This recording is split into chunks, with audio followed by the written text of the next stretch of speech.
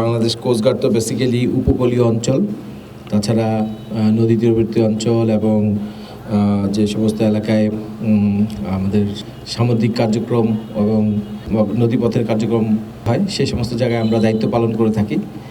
তো যার এই পরিপ্রেক্ষিতে আমাদের এই যে নির্বাচন উপলক্ষে সারা দেশে সশস্ত্র বাহিনী, আধা সামরিক বাহিনী আমরা নিয়োজিত হয়েছি এবং এই দেখা গেছে যে বাংলাদেশ কোস্টগার্ডের জন্য চরাঞ্চলগুলোতেই দায়িত্ব দেওয়া হয়েছে, কারণ এই এলাকাগুলো অত্যন্ত দুর্গম এবং এগুলা নদী দ্বারা পরিবেষ্টিত এবং চলাচলের জন্য সব বাহিনীর পক্ষে আসলে সেই পরিমাণ সাজ সরঞ্জাম বা যানবাহন নেই।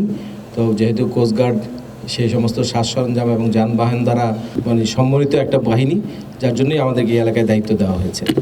তো আমি আজকে এসে দেখলাম যে আসলে যতই আমাদের সাজ সরঞ্জাম বা যানবাহন থাকুক না কেন, এই এলাকাগুলো এতই দুর্গম এবং এলাকাগুলোতে মানে যাতায়াত এতই কষ্টকর যে এখানে আসলে দায়িত্ব পালন করা খুব যে বেশি সহজ হবে সেটা আমি মনে করি না। তবে ভালো দিক হলো যে আমাদের এখানে যারা জনগণ আছেন তারা আমার কাছে মনে হচ্ছে যে অত্যন্ত ভোটমুখী এবং তাদের মাঝে একটা উৎসবমুখর পরিবেশ বিরাজ করছে এবং এখানে যারা স্থানীয় প্রশাসন আছেন এবং নিয়মিত যারা পুলিশ সদস্য আছেন তারা এখানকার আইনশৃঙ্খলা পরিস্থিতি যথেষ্ট সুন্দরভাবে এটা মেনটেন করতে সক্ষম হয়েছেন, যার জন্য আমি মনে করি যে আমাদের দায়িত্ব পালনটা খুব বেশি কঠিন হবে না।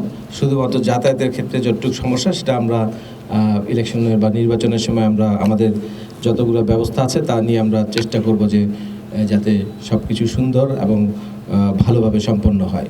আপনারা জানেন যে এবারের ইলেকশনটা অত্যন্ত এক ধরনের পরিবেশে আয়োজিত হতে যাচ্ছে, কারণ দেশের এখন যে পরিস্থিতি এটা একটা ডিফারেন্ট টাইপ অফ পরিস্থিতি, এরকম পরিস্থিতি সবসময় থাকে না।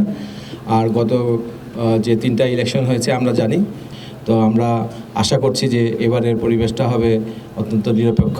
আমাদের নিয়মিত পেট্রোল এবং লোকজনের সাথে ইন্টারাকশন এবং সার্বিকভাবে আমাদের যে প্রশাসন আছে তাদের সহায়তার মাধ্যমে আমি মনে করি আমাদের কাজ সহজ হয়ে যাবে। আমরা এবারের ইলেকশনে সাধারণত যে সমস্ত কার্যক্রম করে থাকি পেট্রোল, তার পাশাপাশি আমরা অনেক ধরনের ব্যবস্থা সরকার থেকে পেয়েছি। যেমন আমরা একটা সুরক্ষা অ্যাপ এবার আছে, যেটার মাধ্যমে যে কোনো ধরনের সমস্যা হলে, ভোট গ্রহণের সময় যে কোনো ধরনের সমস্যা হলে সেটার সাথে সাথে সর্বোচ্চ মহল পর্যন্ত পৌঁছে যাবে সেটার তথ্য। এছাড়া বাংলাদেশ কোস্টগার্ড ড্রোন সহ বিভিন্ন উন্নত মানের কমিউনিকেশন ব্যবস্থা নিয়ে আমরা ইভেন এই এলাকাতেও এসেছি, যাতে আমরা যে কোনো ধরনের মানে আশঙ্কা বা গোলযোগের পূর্বাভাস আমরা মনিটরিং এবং সার্ভেলেন্সের ভিতরে পেতে পারি। তাছাড়াও সরকার প্রত্যেকটি কেন্দ্রে সিসিটিভির ইনস্টলেশনের ব্যবস্থা করেছে।